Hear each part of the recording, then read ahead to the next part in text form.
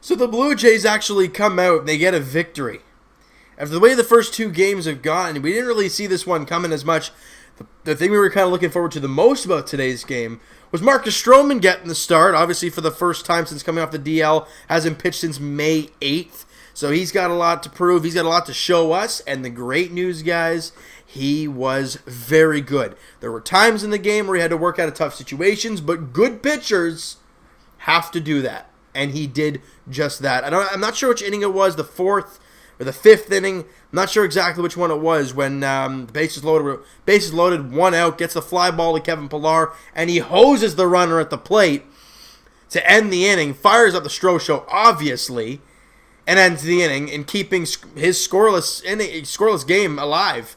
You know what I mean? And the Blue Jays, they got on the board first. And I think that was kind of a key for this team. You saw in the first two games, they got 2 runs in each of the first 2 innings in both games. That was the problem. That was a huge problem. Well, they didn't score in the first. They didn't score in the second. And the Blue Jays, on a hanging changeup, Teoscar Hernandez plasters a ball. You do not want to miss a hanging changeup, but you also don't want to miss one to a very good power hitter in Teoscar Hernandez. Obviously, the last 2 games haven't been healthy for him. He hasn't been really that great. He gets the day off yesterday, comes in today, and gets a home run. Fantastic to see from Teoscar. And the Jays have the 1-0 lead in the third. Marcus Stroman, like I said, doing his thing. His final line, he went 5 innings, giving up 6 hits, not a single run, walked 1 guy, and struck out 5. He was good. There we go. There's the light doing its thing again. He was great. He was great. And guys, coming into the game, he had an ERA of 7.71. ERA dropped to almost a full point, 6.80. It's better.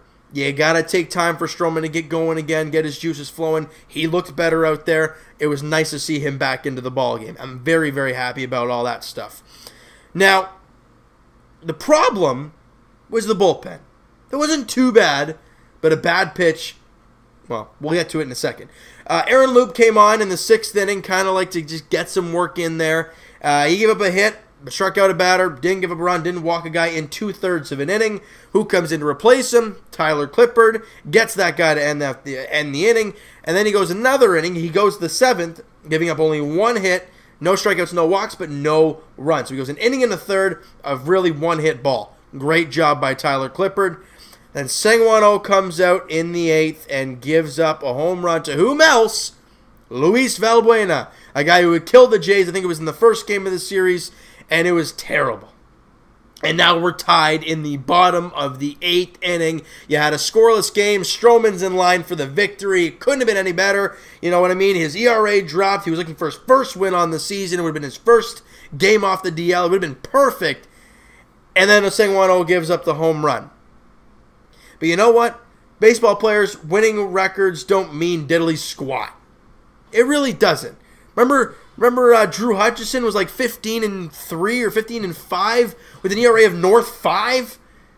The record doesn't mean squat. It's nice to see. But if you're not really pitching well, it doesn't matter.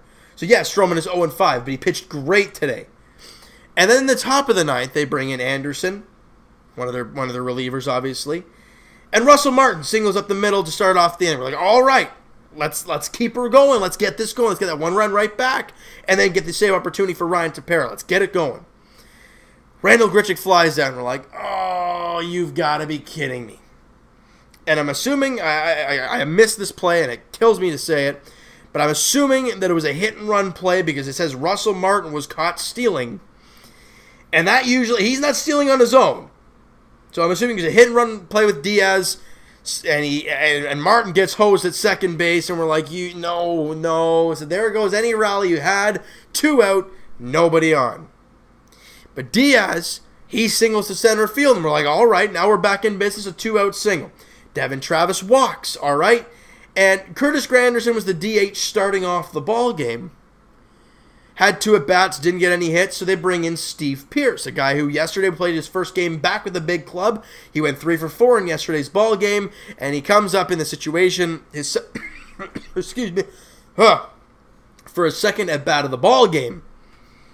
And he doesn't disappoint as he clobbers a 3-run shot, and the Blue Jays have a 4-1 lead. I mean, my God, where's this guy been?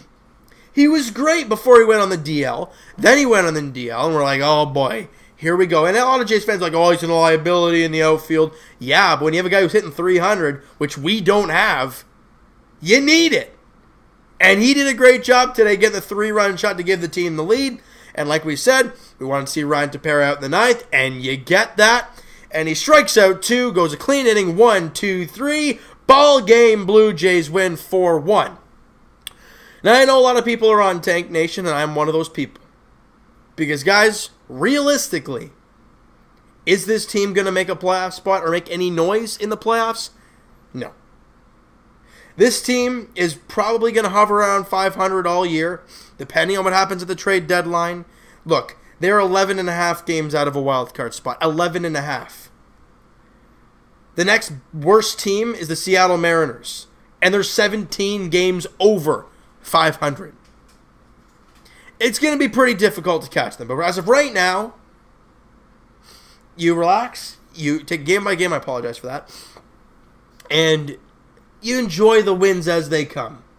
Today, we can enjoy this. We can talk about Steve Pearce and how it was a great job by him, a great outing by Stroman. Yeah, we can talk about that. Don't worry about anything else but that. Because we know what the future holds for this Blue Jays team. You know the left side of the infield of Bo and Vladdy. You've seen some great starting pitching with Sean Reed-Foley and Ryan Baracki in AAA. You see the future. But let's just enjoy the right now for what it is. It's not a very enjoyable time for Blue Jays fans because this team isn't very good. And they're doing everything they can. It's just skill level, it's just not there. And health has been an issue, obviously with Stroman being down and Steve Pearce clearly being out. That's been a problem for this team. They're getting a little bit healthier, obviously with Grichuk and Diaz coming off the DL a little while ago. Now you get Pearce and Stroman back off the DL. Problem, Sanchez and Garcia, they're on the DL now.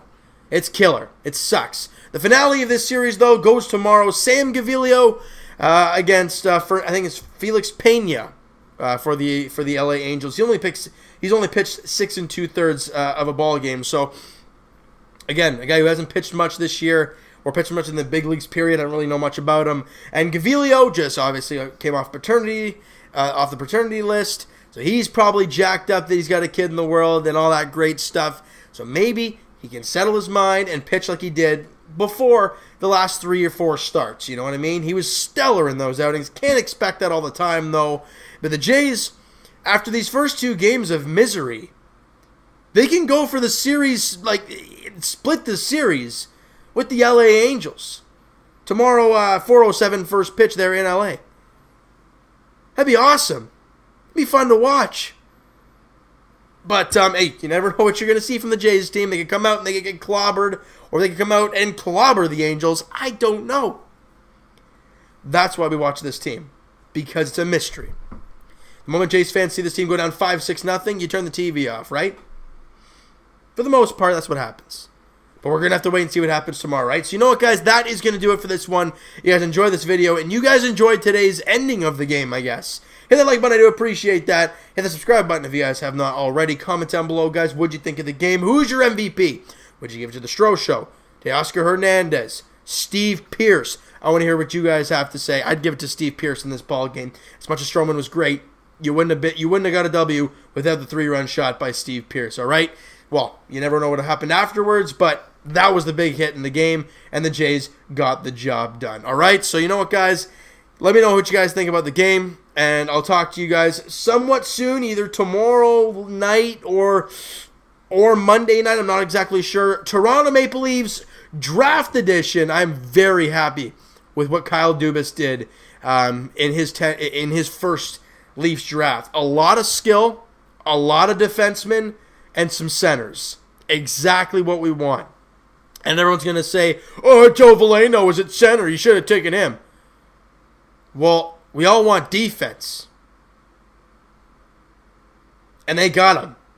I'm very happy with that. We'll talk about that in that video. We'll talk to you guys Tuesday podcast edition. Links in the description for the podcast channel, guys, and for the podcast itself on iTunes. Go check that out. Also, Twitter is down below. Follow up, send me a DM, do all that great stuff, and I will talk to you guys tomorrow night. It'll probably be tomorrow night, guys. I apologize in advance. It'll probably be a tomorrow night upload as the Blue Jays look to split the series against the LA Angels. 4:07 first pitch. Sam Gaviglio, Felix Pena. The Jays look for their second straight win. That'd be scrumptious. We'll talk to you guys then.